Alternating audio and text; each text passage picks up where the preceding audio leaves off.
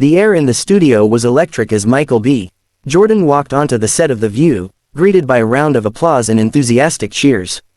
Dressed in a tailored charcoal suit with a relaxed demeanor, he flashed his signature smile, clearly ready to discuss his upcoming directorial film, Legacy Bound. He'd been on the show before, but this appearance was different. He wasn't just an actor anymore. He was a director, a storyteller, and this project was deeply personal. Things started off smooth. Sarah Haynes asked about his experience stepping behind the camera again, and Michael responded with thoughtful reflections on creative freedom and responsibility. Sunny Hostin chimed in with praise for the film's powerful portrayal of Black fatherhood, and the audience responded warmly. Joy Behar, sitting across the table with her classic smirk, seemed unusually quiet at first, until she wasn't. "So Michael," Joy began, leaning forward, "you've said this film is about legacy and vulnerability. But let me play devil's advocate here. Some critics say your work leans a little too hard into masculinity, like there's an underlying chip on your shoulder. Do you think you might be overcompensating for something?" The tone was half serious, half joking, but the words didn't land lightly. Michael blinked, visibly taken aback. "Sorry, can you repeat that?" he asked, leaning in slightly. Joy chuckled awkwardly. "I'm just saying, some of your characters, Creed, Killmonger, now this new father figure, they're intense, almost hyper-masculine.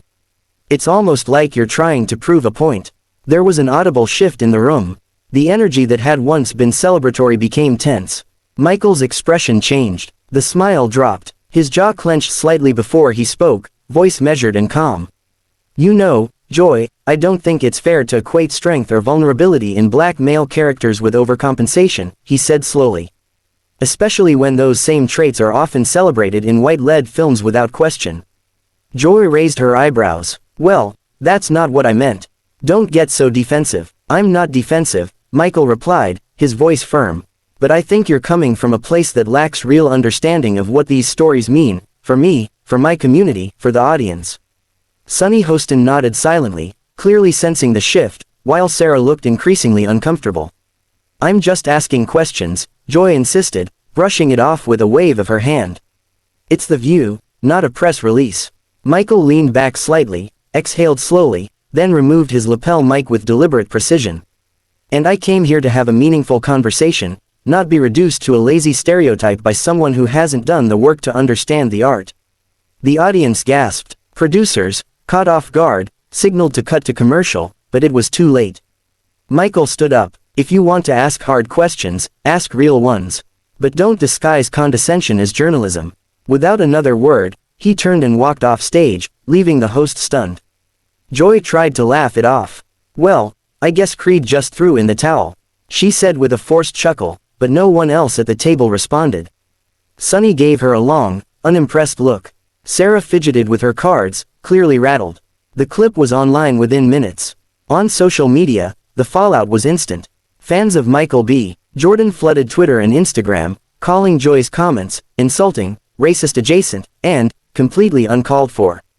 Others debated whether celebrities should be expected to handle uncomfortable questions on public platforms. But one thing was clear, something major had just happened on The View, and the fallout was just beginning. Backstage, the tension was thick. Michael B. Jordan's publicist was pacing, phone in hand, while two producers frantically whispered near the dressing rooms. Michael, calm but clearly frustrated, sat on a leather couch with his hands folded. A crew member offered him water, he politely declined. "Are they seriously going to let that slide?" his publicist hissed. "She just tried to psychoanalyze him on national television like he was some case study." Michael didn't respond right away.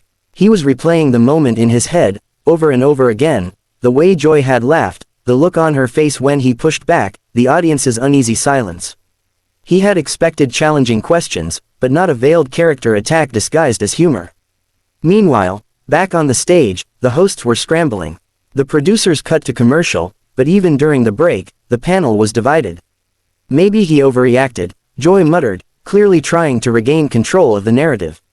"I mean, come on, I was joking." Sunny Hostin wasn't having it. "That wasn't a joke, Joy. You implied that his work, his storytelling, was rooted in some kind of insecurity. That's not fair, and frankly, it came off as patronizing."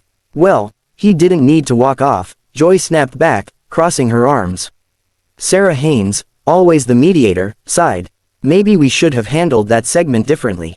The moment they returned from commercial break, Joy issued a half-hearted statement. So, obviously, that interview didn't go as planned. Emotions were high. We wish Michael the best with his film. But her tone lacked sincerity, and viewers noticed. Within an hour, the internet was ablaze.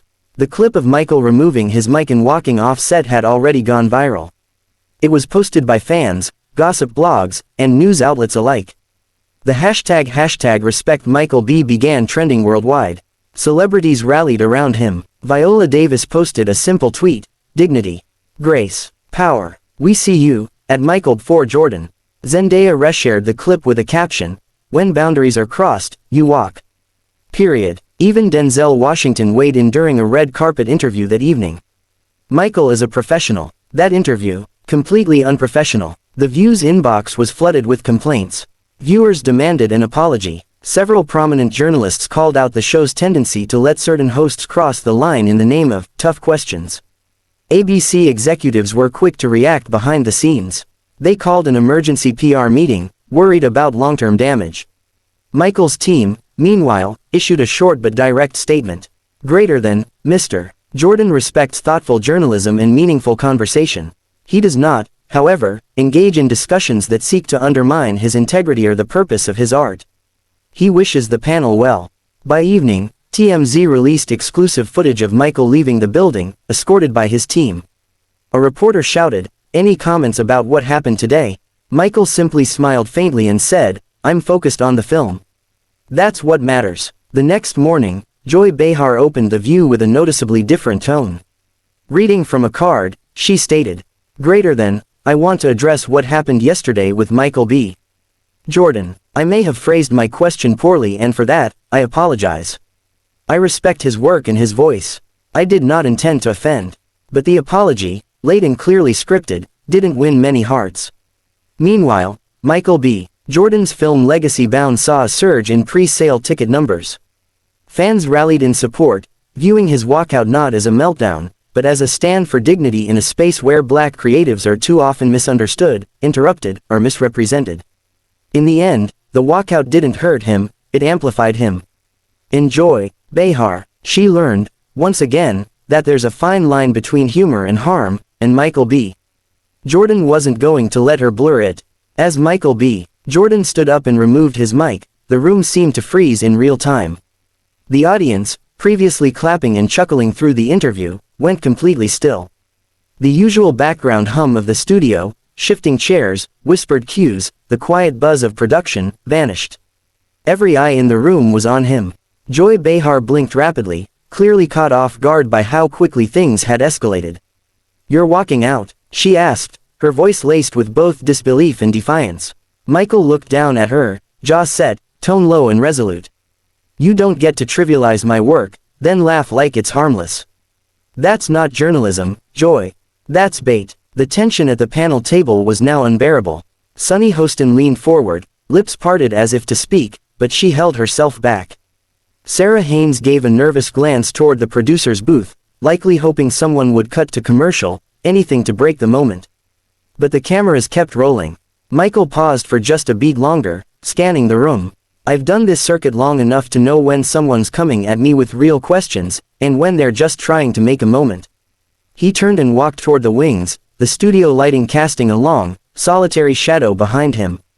There were no dramatic gestures, no slamming of chairs, just a quiet, powerful refusal to continue a conversation that no longer deserved his presence.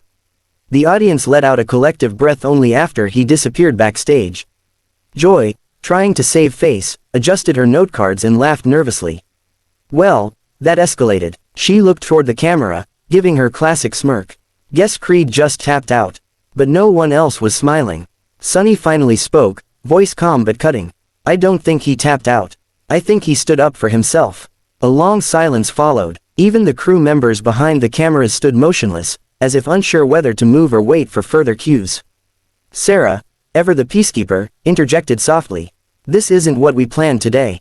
Maybe it's time we reflect on how we approach our guests, especially when they come in good faith." Joy bristled. "Come on, we ask hard questions all the time. If people can't take it, It wasn't the question, Sonny interrupted, sharper now. It was the tone, the assumption that a black man making films about masculinity is somehow doing it out of insecurity. That's not a tough question.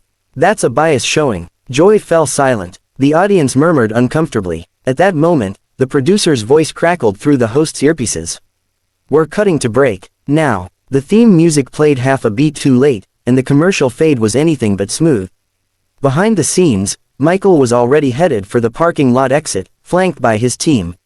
He handled it like a professional, one crew member whispered, watching from a hallway monitor. Didn't raise his voice, didn't make it ugly, just walked out. The incident immediately hit social media in real time. Audience members were already tweeting.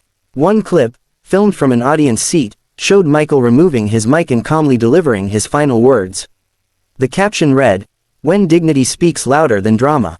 Hashtag Michael B. Jordan. As the segment aired in full later that morning, people everywhere witnessed it firsthand. The uncut walkout, Joy's awkward reaction, Sonny's sharp defense. By noon, the footage had gone viral. And in those 60 quiet, steady steps from the panel table to the backstage curtain, Michael B. Jordan hadn't just walked off a set, he'd walked straight into another level of respect. From millions watching,